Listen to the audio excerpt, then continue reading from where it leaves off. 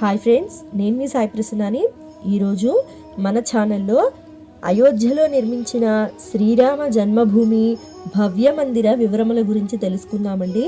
అలాగే శ్రీరాముని ప్రాణ ప్రతిష్టకు శుభముహూర్తం ఎన్నింటికి, అలాగే ఆ సమయంలో మన ఇంట్లో మనం చేయవలసిన పనుల గురించి తెలుసుకుందామండి.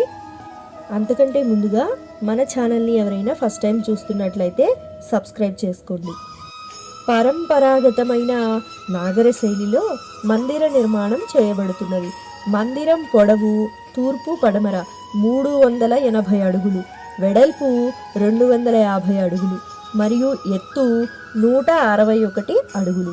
3 అంతస్తుల మందిరం, ఒక్కో అంతస్తు 20 అడుగుల ఎత్తు, మొత్తం 392 స్తంభాలు, 44 ద్వారములు ఉంటాయి.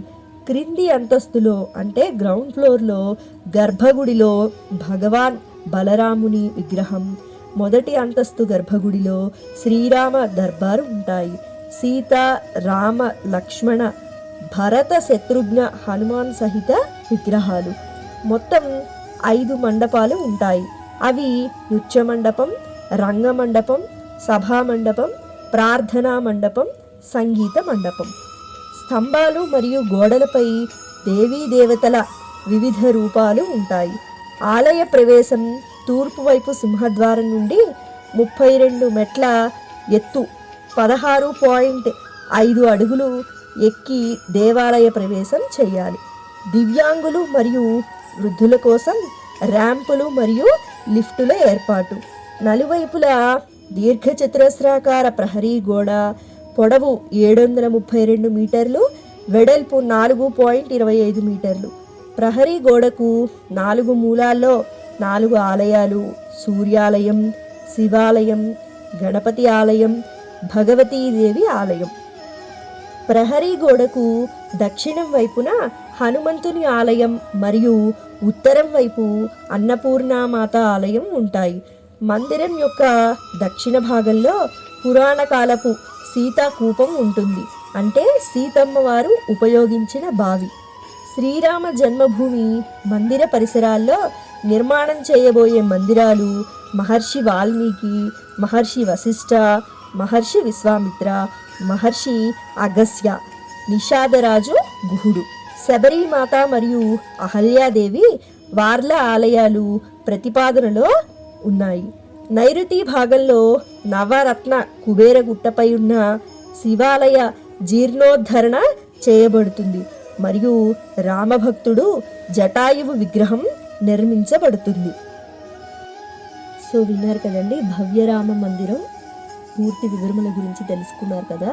ఇక శ్రీరాముని ప్రాణప్రతిష్ఠ శుభముహూర్త సమయం, అలాగే ఆ టైంలో మనం ఇంట్లో చేయవలసిన పనులేంటో తెలుసుకుందాము.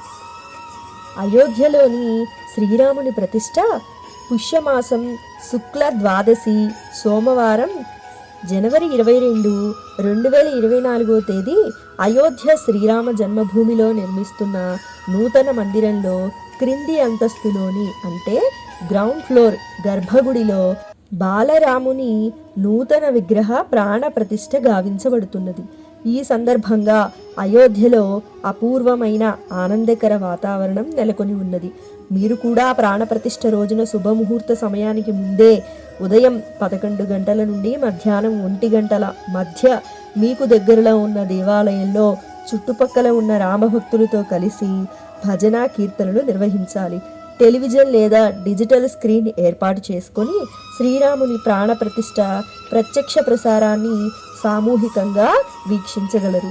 శంఖానాదం, ఘంటానాదం చేసి హారతి ఇచ్చి ప్రసాద వితరణ చేయాలి. ఆలయంలోనే కార్యక్రమం జరపాలి. సకల దేవతలను ప్రసన్నం చేసుకోవడానికి ఆ ఆలయంలో ఉన్న దేవీ దేవతల భజన, కీర్తన, హారతి, పూజ మొదలైనవి చేయాలి. తర్వాత శ్రీరామ జయ రామ జయ జయ రామ అనే విజయ మహామంత్రమును 108 సార్లు జపించాలి. వీటితో పాటు హనుమాన్ చాలీసా, సుందరాకాండ, రామరక్షా స్తోత్రం వంటివి సామూహికంగా పారాయణం చేయవచ్చు. మొత్తం వాతావరణం సాత్వికంగా మరియు రామమయంగా మార్చుకుందాము. ప్రాణప్రతిష్ఠ దూరదర్శన్ ద్వారా ప్రత్యక్ష ప్రసారం చేయబడుతుంది మరియు అనేక ఛానళ్లు కూడా ప్రసారం చేస్తాయి. ప్రాణప్రతిష్ఠ రోజున సాయంత్రం సూర్యాస్తమయం తర్వాత దేవతలను ప్రసన్నం చేసుకోవడానికి ఇంటి ముందు దీపాలు వెలిగిద్దాం. ఇంటిని విద్యుత్ దీపమాలలతో అలంకరించవచ్చును. విశ్వవ్యాప్తంగా కోట్లాది ఇళ్లల్లో దీపోత్సవ పండుగ జరుగుతుంది. ప్రాణప్రతిష్ఠ జరిగిన తర్వాత మీకు అనుకూలమైన సమయంలో కుటుంబ సమేతంగా భగవాన్ శ్రీరాముని దర్శనం కోసం మరియు నూతన మందిరమును దర్శించుకొనుటకు అయోధ్యకు వెళ్ళి బాలరాముని ఆశీస్సులు అందుకొని ఆయన కృపకు పాత్రులము అవుదాము. శ్రీరామ రామ రామేతి రమే రామే మనోరమే సహస్రనామ తత్తుల్యం రామనామవరాననే. శ్రీరామ రామ రామేతి రమే రామే మనోరమే సహస్రనామ తత్తుల్యం రామనామవరాననే. శ్రీరామ రామ రామేతి రమే రామే మనోరమే సహస్రనామ తత్తుల్యం రామనామవరాననే. జై శ్రీరామ్. సర్వే జనా సుఖినో భవంతు. సర్వే సృజనా సుఖినో భవంతు.